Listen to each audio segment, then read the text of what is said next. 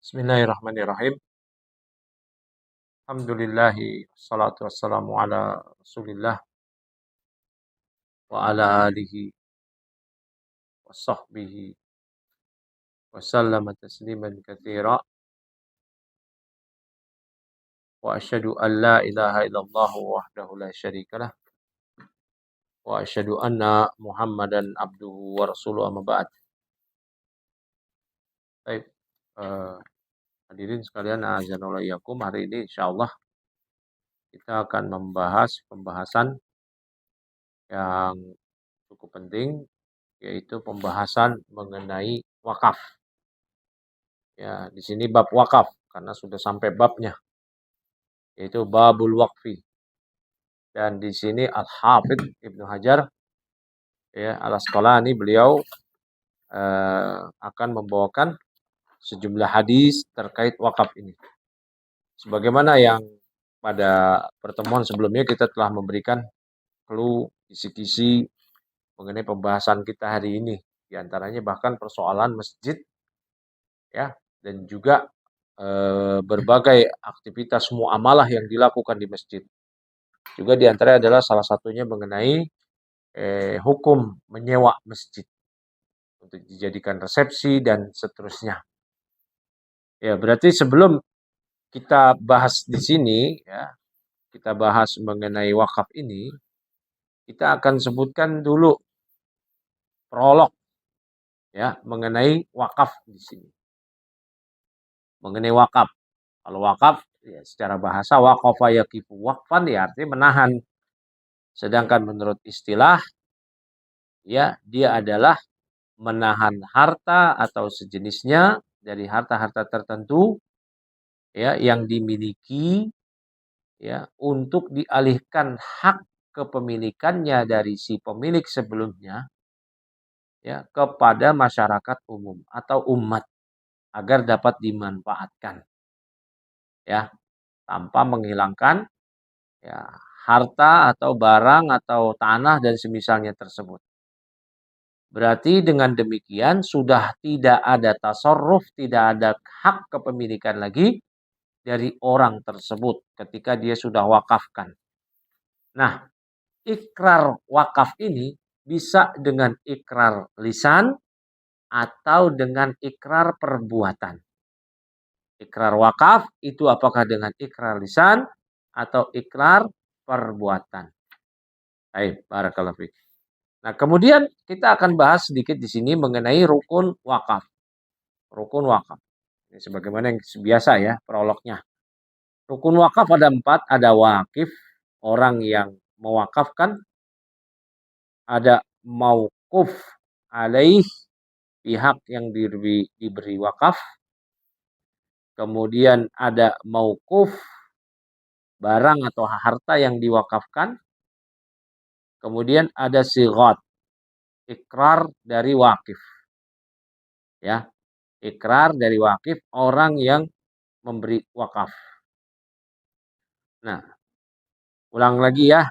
Yang pertama wakif, orang yang mewakafkan, yang punya harta. Mauquf alaih, yang kedua mauquf alaih.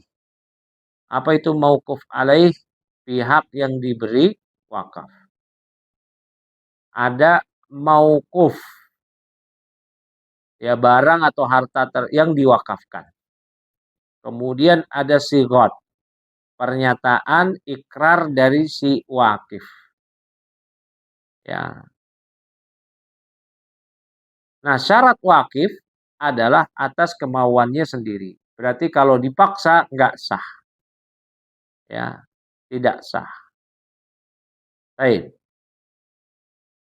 Ya, demikian. Jadi harus keinginannya sendiri. Nah kemudian pihak yang diberi wakaf, ya, pertama dia boleh menggunakan mauquf barang yang diwakafkan tadi dengan syarat tidak untuk maksiat, tidak untuk menyembah berhala, merampok dan seterusnya. Kalau digunakan untuk maksiat maka diambil lagi, diberikan kepada selain dia. Tidak boleh diwakafkan kepada dia. Nah, baik. Kemudian ya, kita akan bahas nanti syarat dari mauquf. Mauquf tadi apa? Yang diwakafkan. Ya, yang diwakafkan itu ada syaratnya. Ada ain, yaitu berupa benda atau ada ain yang ada materinya. Jadi tidak boleh wakaf fiktif. Nggak boleh. Ya. Yang berikutnya syaratnya yang dapat bermanfaat. Ya, yang dapat bermanfaat. Nah, ini mengenai mauquf. Baik. Kita akan bahas sedikit contoh wakaf. Misal seseorang berkata, saya wakafkan tanah saya ini umat, untuk umat Islam yang mengelola DKM ini dan itu. Ya, ini sudah sah. Ini sudah sah. Nah, kita akan bahas contoh wakaf yang paling banyak, yaitu wakaf masjid. Ini wakaf masjid. Karena tadi saya singgung nanti bahasannya mengenai masjid yang dijadikan area bisnis untuk disewakan resepsi pernikahan dan seterusnya. Nah, perhatikan di sini Ibu-ibu. Yang namanya masjid, perhatikan di sini, adalah masjid yang dapat digunakan untuk iktikaf. Untuk iktikaf. Ya, baik. Dan yang namanya masjid itu harus wakaf. Kalau bukan wakaf berarti bukan masjid. Tempat sholat biasa aja. Tempat sholat. Nah, kalau masjid berarti semua orang bisa sholat di situ. Masjid kantor, nggak semua orang boleh sholat di situ. Masjid pabrik, nggak semua orang boleh sholat di situ. Berarti itu bukan masjid secara umum, tempat sholat. Walaupun bangunannya ada kubahnya, ada segala macam. Tapi nggak semua orang boleh sholat di situ. Hanya ya hanya pegawai di situ aja. Nah, itu hanya tempat sholat. Berarti itu hanya musola, disebutnya musola.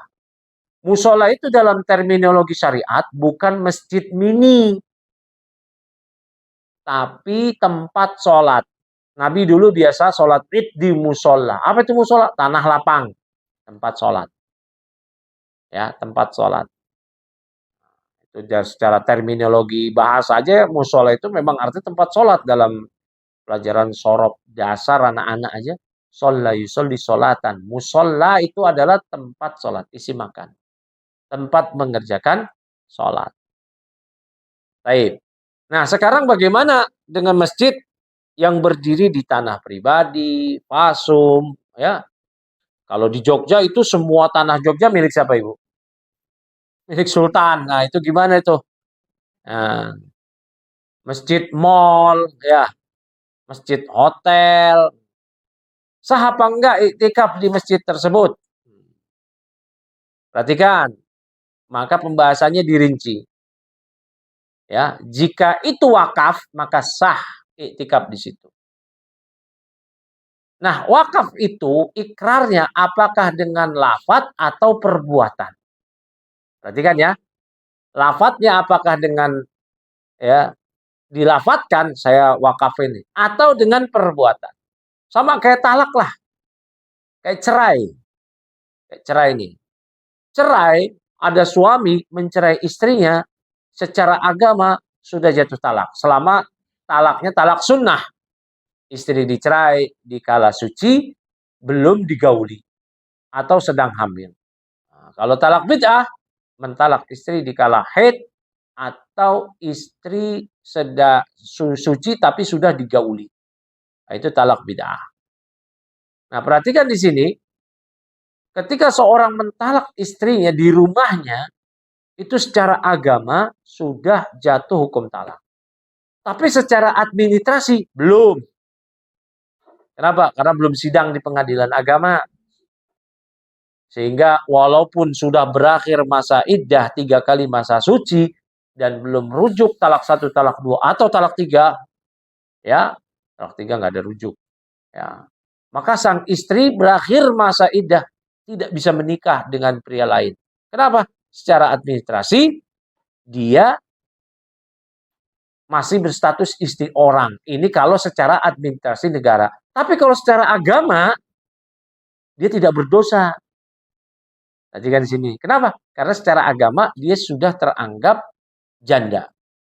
Ketika sudah berakhir masa iddah, dia cerai. Nah, begitu juga dengan wakaf. Ada orang nggak ngurus administrasi dari wakaf, tanah yang dia wakafkan. Dia nggak ngurus administrasinya. Tetapi dia sudah ada ikrar wakaf, maka itu bukan milik dia lagi. Nah, ikrar wakaf ada dua, ucapan dan perbuatan. Perhatikan ya, ikrar wakaf itu ada dua, ada ucapan dan perbuatan. Jadi nggak mesti mana pengucapannya. Bahkan pengucapannya pun itu nanti ada administrasi dan non administrasi. Ya, perhatikan ya. Jadi ya apa namanya mengenai wakaf ini, ikrarnya ini kan ada dua, ikrar ucapan dan perbuatan. Ikrar ucapan sudah teranggap walaupun belum ada administrasi. Ya, maka secara hukum agama ketika dia menjual tanah, rumah, harta yang dia sudah wakafkan secara lisan, walau belum teradministrasi, dia berdosa. Ya, dia berdosa. Atau dijual oleh ahli warisnya. Nah, dijual oleh ahli warisnya. Ahli warisnya rakus, nggak peduli. Bapaknya, ibunya dulu mewakafkan pengen dapat pahala. Ahli warisnya ngeliat, oh mumpung belum ada administrasinya, kita menang secara hukum nih. Ya, hukum negara menangnya, hukum agama nyungsep gitu. Ya, hukum agama ya habis orang kayak begini. Ya, naudzubillah. Nah, saya bahas masjid karena paling banyak masjid ini ya. Suatu masjid itu sah menjadi sebagai tempat wakaf. Perhatikan nih, yang namanya masjid semua orang bisa sholat di situ ya. Kan masjid Pasum semua orang bisa sholat di situ. Hatta masjid mall, perhatikan ya. Masjid mall itu kan semua orang boleh. Bukan pengunjung mall aja boleh gitu.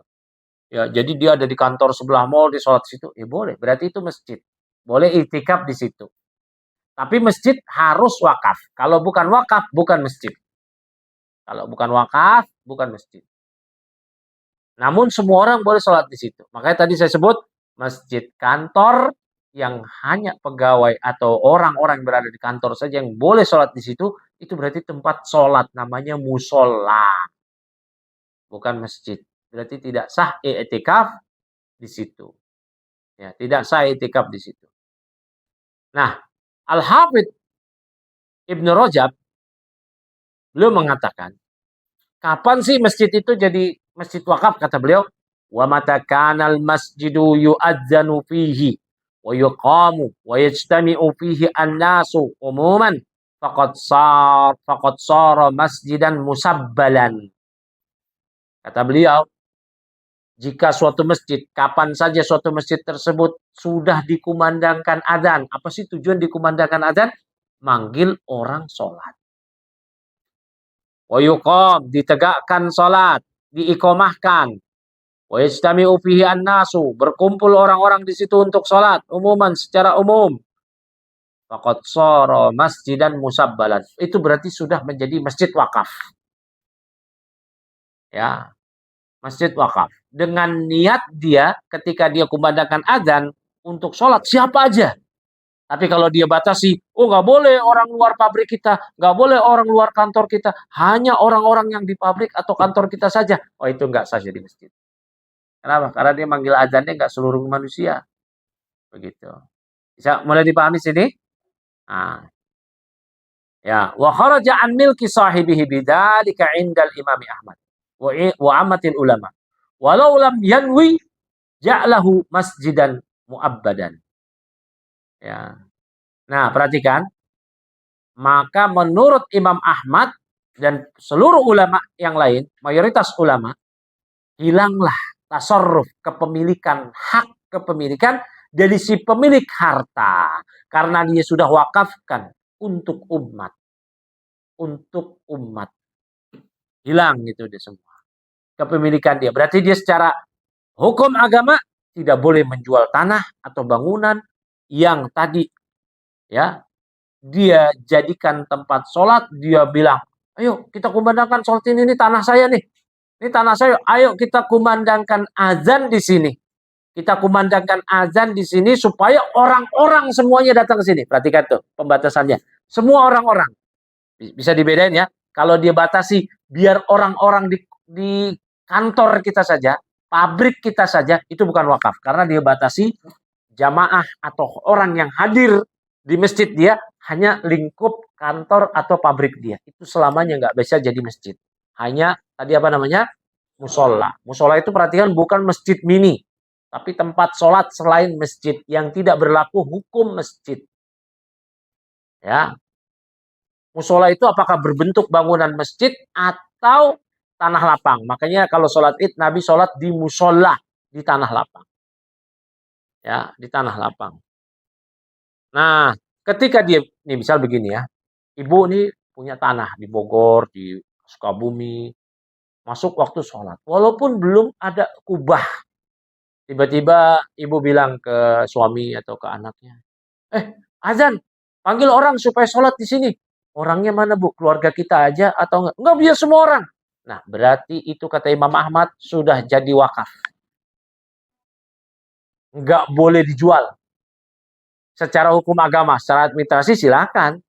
Tapi ya hukum agama haram. Nah, ini makanya kata Imam Ahmad ini dikatakan oleh Ibnu Rajab, kharaja an milki sahibi bidzalika indal Imam Ahmad wa ammatil ulama. Berarti ketika sudah demikian, sudah hilang kepemilikan dia atas harta tersebut menurut Imam Ahmad dan mayoritas para ulama. Bahkan kata Ibnu Rajab, walau lam yanwi ja'lahu masjidan mu'abbadan. Walaupun sebenarnya dia nggak berniat menjadikan itu sebagai masjid selamanya. Dia tidak niat menjadikan itu masjid selamanya. Dia niatnya cuma sebentar aja lah. Sebentar aja buat zuhur ini aja. Tapi dia sudah undang manusia, seluruh manusia. Bukan lingkup keluarga dia, kantor dia, pabrik dia. Tapi dia undang seluruh manusia. Dia undang seluruh manusia untuk hadir di masjid tersebut. Walau cuma zuhur saja. Walau asar saja. Atau salah satu sholat saja. Itu sudah jadi masjid wakaf. Ya. Maka dengan hal tadi, tanah bangunan sudah keluar dari kepemilikan dia menurut Imam Ahmad dan mayoritas para ulama. Walaupun tanah itu masih tanah lapang, bukan berbentuk bangunan, tapi sudah dinamakan masjid. Perhatikan di sini ya. Jadi tadi saya sebut yang namanya ikrar wakaf itu ada dua. Ikrar ucapan dan ikrar perbuatan. Ikrar ucapan, ucap semata. Walaupun belum mengurus administrasi. Kalau ikrar perbuatan, dia kumandangkan azan, iqomah, tegakkan sholat di situ, walaupun sekali sholat saja, dan dia niatkan. Semua orang boleh sholat di sini, ayo buat zuhur ini. Kalau asar enggak, zuhur aja. Enggak, itu sudah jadi masjid wakaf. Itu sudah jadi masjid wakaf. Ya, nah ini ketentuannya. Baik. Ya. Jadi niat kalau dia katakan, oh tapi kan saya niatnya enggak buat semua lamanya, cuman zuhur ini aja, enggak. Ya, maka kata Ibnu Rajab tadi kata beliau, walau lam yanwi ja'lahu masjidan mu'abbada. Walaupun dia sebenarnya enggak berniat menjadikan tempat dia tadi masjid permanen selama-lamanya, enggak bisa. Ya, cukup dikumandangkan adzan dan dia berniat untuk memanggil orang semua orang. Berarti dari sini jelas ya, masjid mall, pihak mall mengatakan semua orang boleh sholat di sini. Itu sudah wakaf. Dan itu namanya masjid, berarti boleh itikaf di situ. Ya. Nah, di Jogja, tanah milik sultan semua. Ya, tanah milik sultan atau keluarga sultan. Tapi ya ada ikrar wakaf yang lain, niat. Sultan bilang, ini tegakkan sholat, dah wakaf, bukan milik sultan lagi, milik Allah. Nah, Udah, baik barakallahu fikum. Ya.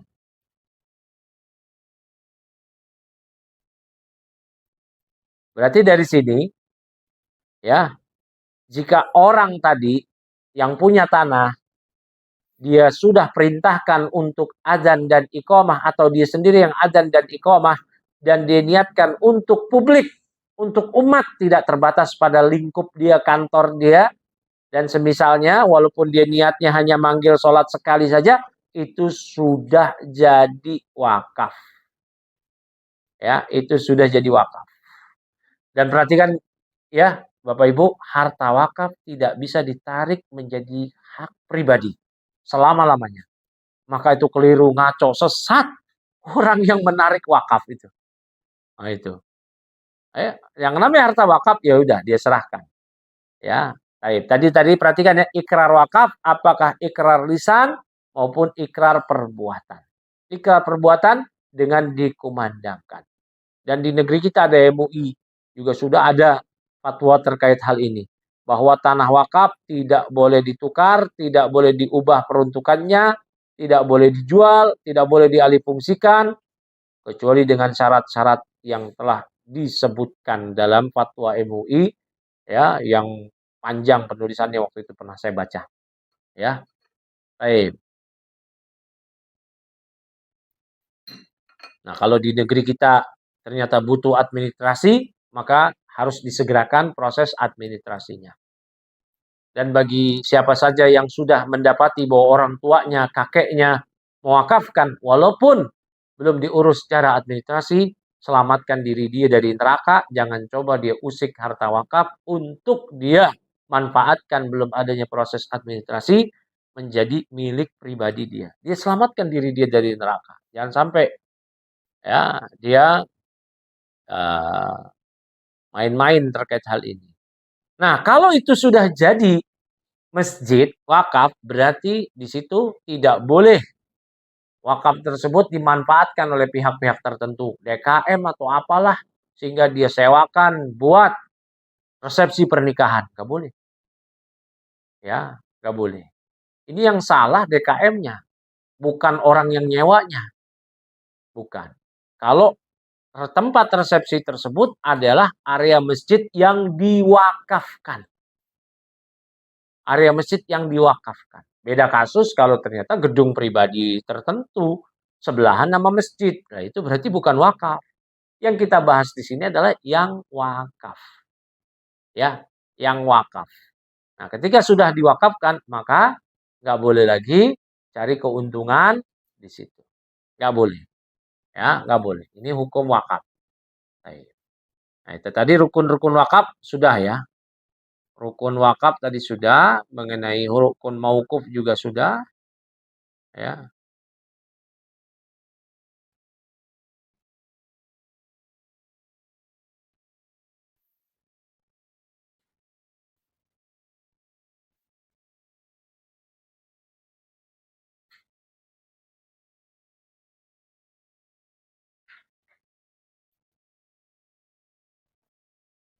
Iya,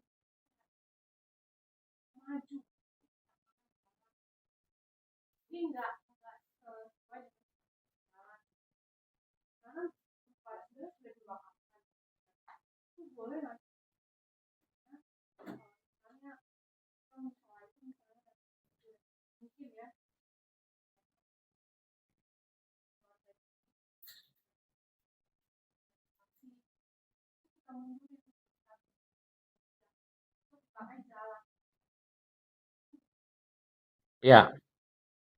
Yang pertama tadi ya, eh, apa maksud dia tidak memperbolehkan warga atau pihak lain untuk mengurus musolanya?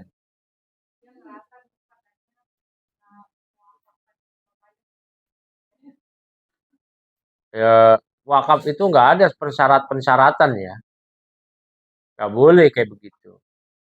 Yang penting dikelola oleh kaum muslimin, ya.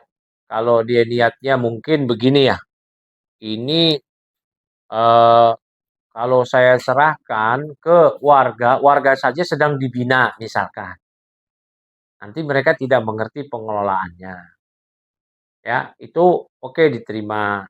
Tapi kalau tidak nggak boleh demikian. Apalagi sampai ada tadi musolanya terbengkalai.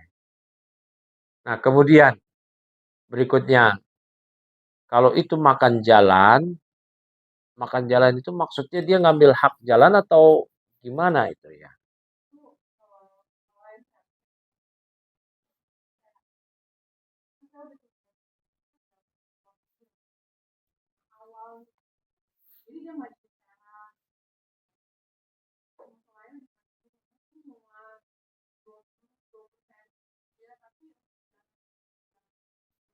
Hmm.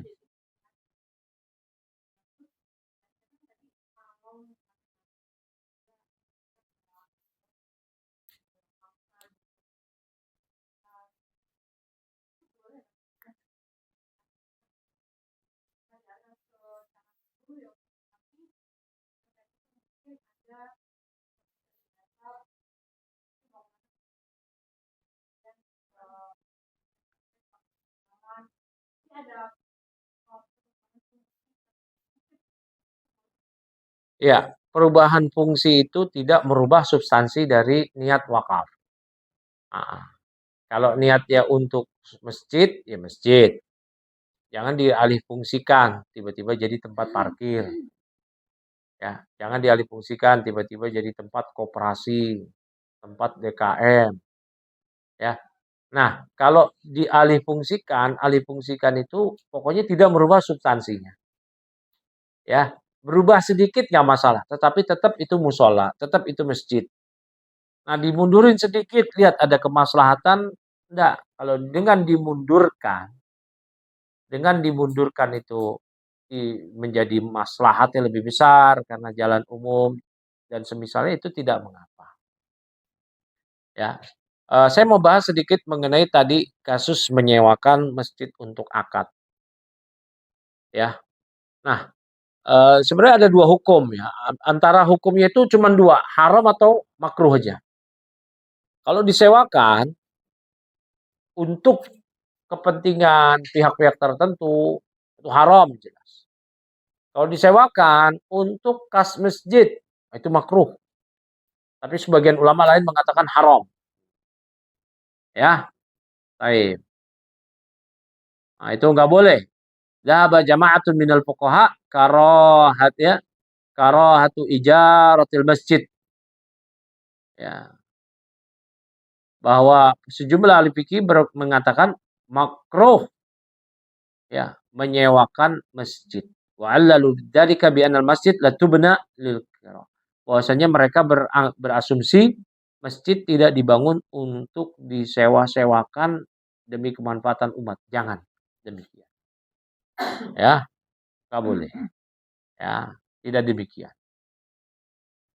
Bahkan Ibnu Qasim Al-Hanbali beliau mengatakan la yasluh hadza fi ra'yi di anal masjid di anal masajid la tubna lil qira. Ya, masjid itu tidak dibangun untuk disewa-sewakan. Ya hukumnya nggak lepas dari yang makruh dan haram. Dah, nggak ada yang mubah. Apalagi halal ya, sunnah gitu. Ini hukum ini berlaku bagi pihak DKM. Ya, bagi pihak DKM. Bagi kita yang mau menikahkan keluarga kita ke masjid, itu bukan kita yang kena. Nah, lain lagi, nikah di masjid boleh apa enggak? Boleh, selama tidak ada tabarus. Ya, tapi yang datang ke kondangan nikah di masjid, nggak pakai jilbab, bajunya kepotong-potong. Nah, ini rusak.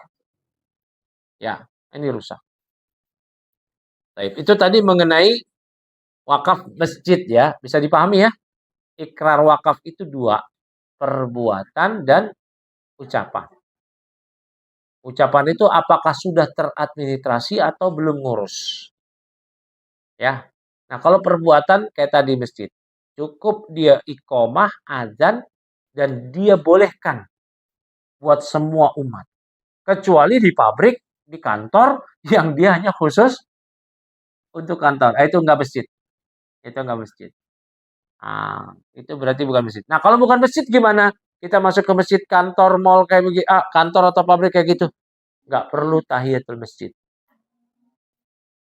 Berarti boleh dong jual beli transaksi. Ibu lagi di masjid kantor, belanja Shopee, belanja apa namanya? GoPay, belanja ini boleh. Karena nggak berlaku hukum masjid. Ya, nggak berlaku. Dia statusnya apa? Musola, tempat sholat. Kayak lapangan aja udah. Ya. Oh, tapi kan sudah diwakafkan. Ya, tapi tidak sah menjadi masjid. Itu betul, wakaf. Berarti memang khusus buat sholat masjid kantor. Tapi bukan masjid. Nah, perhatikan ya. Bisa bedain nggak? Antara tipis-tipis tebel nih perbedaannya. Ya, misal begini. Ya, misalnya saya lah ya. Saya punya kantor misalkan. Saya bilang, ini bangunan ini saya wakafkan untuk tempat sholat karyawan saya. Berarti berlaku hukum wakaf. Nggak boleh dijual. Ya, nggak boleh dijual. Berarti hilang hak kepemilikan saya terkait bangunan yang buat jadi tempat sholat. Tetapi yang sholat di situ hanya boleh lingkup kantor. Di luar kantor nggak boleh. Berarti itu bukan masjid. Dia wakaf, tapi bukan masjid. Berarti di situ masih boleh transaksi jual beli. Nggak perlu tahiyatul masjid dan segala macam. Ya, wanita yang haid boleh berlama-lama di situ. Kita lagi di situ belanja, ya Shopee kayak belanja apa kayak boleh. Belanja online boleh di situ. Ya, baik. Hah?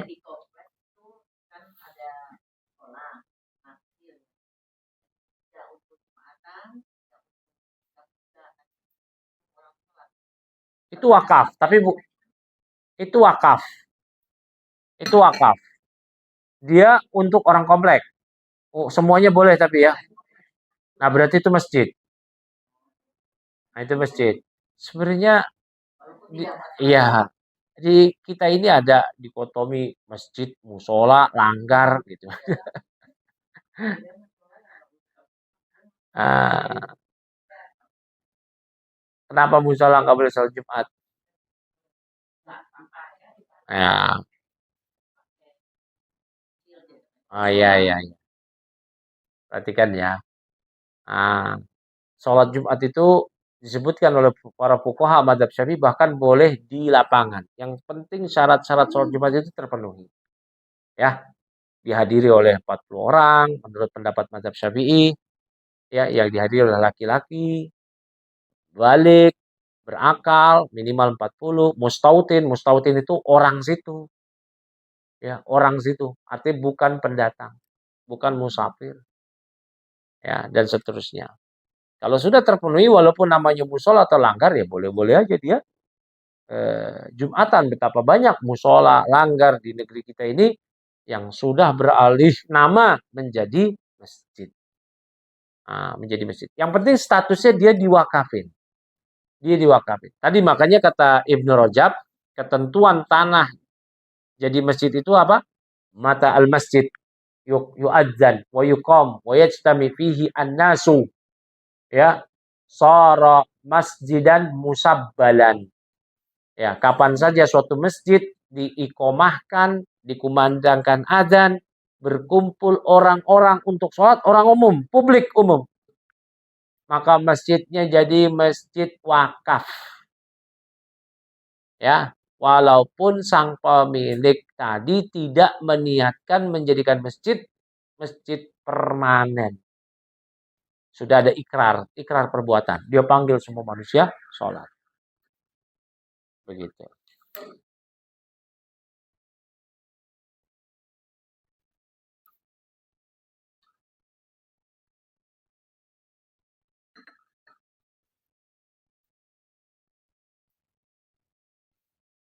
Ya, kita masuk ke hadisnya ya. Ini udah 8.15, hadisnya belum masuk. Nah, babul waqfi, bab wakaf. Nah, an Abi Hurairah, dari Abu Hurairah radhiyallahu anhu, anna Rasulullah sallallahu alaihi wasallam qaal, bahwa Rasulullah sallallahu alaihi wasallam bersabda, "Idza matal insanu in qata'anhu amaluhu illa min salasin, illa min sadaqatin jariyatin, au ilmin yuntafa'u bih, au waladin salih yad'u lahu." Kata Nabi sallallahu alaihi wasallam, hadis riwayat Muslim dari Abu Hurairah, "Idza matal insanu," apabila seorang manusia mata, dia mati, in qata'anhu amaluhu, in qata'anhu, maka terputuslah darinya amal-amal dia. Ya, karena dia udah gak sholat lagi, udah mati, udah gak zakat lagi, udah gak puasa lagi, karena udah mati. Ila min salasin, kecuali dari 3 hal. Min shadaqatin jariyatin, ila min shadaqatin jariyah, dari sedekah jariyah. Dia bersedekah untuk pondok, untuk masjid, ya, untuk wakaf. Nah, kemudian harta tersebut dimanfaatkan oleh kaum muslimin. Kaum muslimin dengan harta dia yang dia sedekahkan tadi beramal soleh, maka pahalanya mengalir ke dia sampai hari kiamat. Begitu. Nah, makanya ibu-ibu kalau mau wakaf harus cerdas. Jangan dikit-dikit, ya, ini yang sering terjadi. Saya sering disodori nih sama teman-teman, tiba-tiba dikirimin mushaf banyak.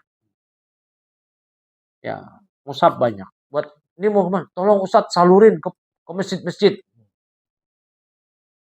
Ke masjid-masjid. Perhatikan ya. Coba lihat, kita survei di masjid-masjid. Mushaf yang ada di masjid, lihat masjidnya.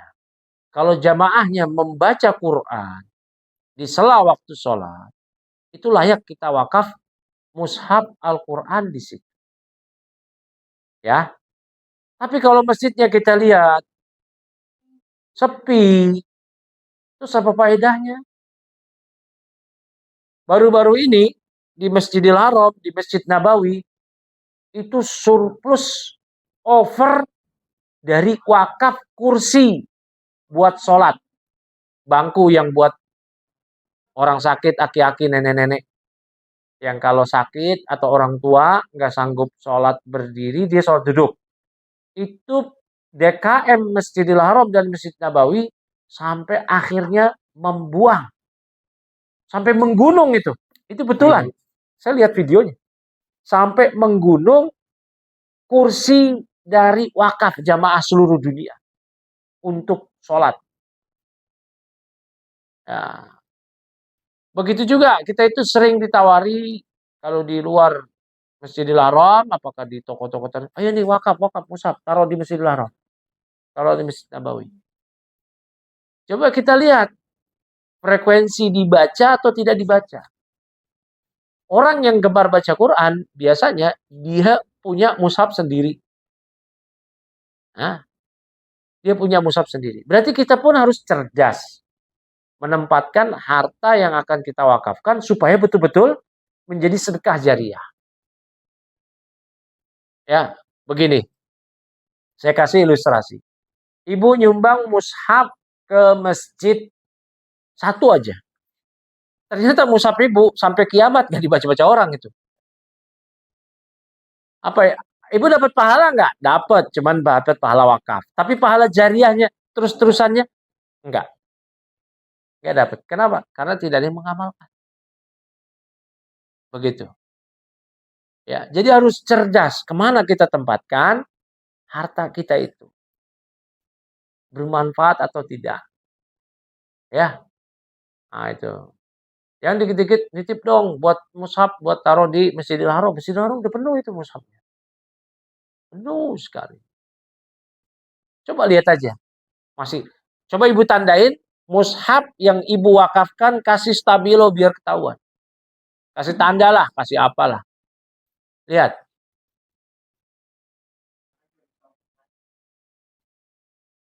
Iya makanya kita harus pandai-pandai menempatkan hal ini. Apa? Memorinya full. Oh, itu ya? Eee, matiin aja kali ya? Mohon maaf, Pak.